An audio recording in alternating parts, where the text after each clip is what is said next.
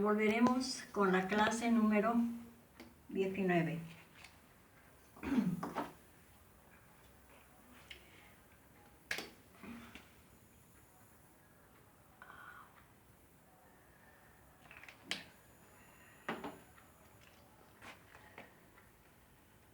Aymara fácil para todos.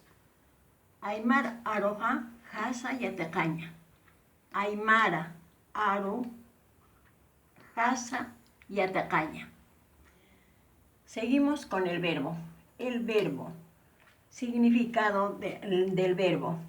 Hakirina kuna imana utkata. Hakirina kuna imana utkata. Ahora trataremos el verbo cocinar.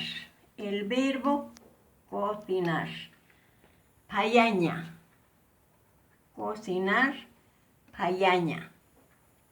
Singular, sapa. Singular, sapa. Plural, alloja. Paitua, cocino. Paitana, cocinamos. Paitua, cocino. Paitana, cocinamos. Paita, cocinas. Payapta, cocina. Paita, cocina, cocinas. Payapta, cocina. Payi, cocina. Payapje, cocina.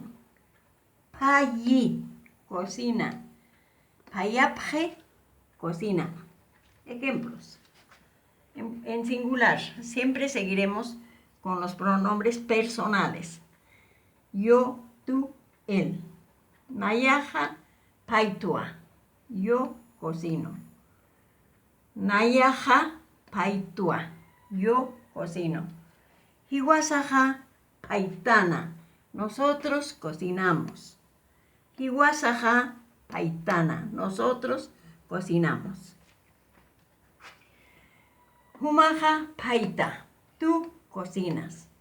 Humaja, paita. Tú cocinas. Humanakaja, payapta. Humanakaja, payapta. Ustedes cocinan. Hupaja, payi. Hupaja, payi. Él o ella cocina. Hupanakaja, payapje. Hupanakaja, payapje. Ellos o ellas cocinan. Taque hakenakaja, payaptana. Todas las personas cocinamos. Taque hakenakaja, payaptana. Paitana. Taque hakenakaja, paitana. Todas las personas cocinamos. Nuevamente. Taque hakenakaja, paitana. Todas las personas cocinamos. Muchísimas gracias. Eso es todo. Volveremos a repasar nuevamente el próximo día. Muchas gracias.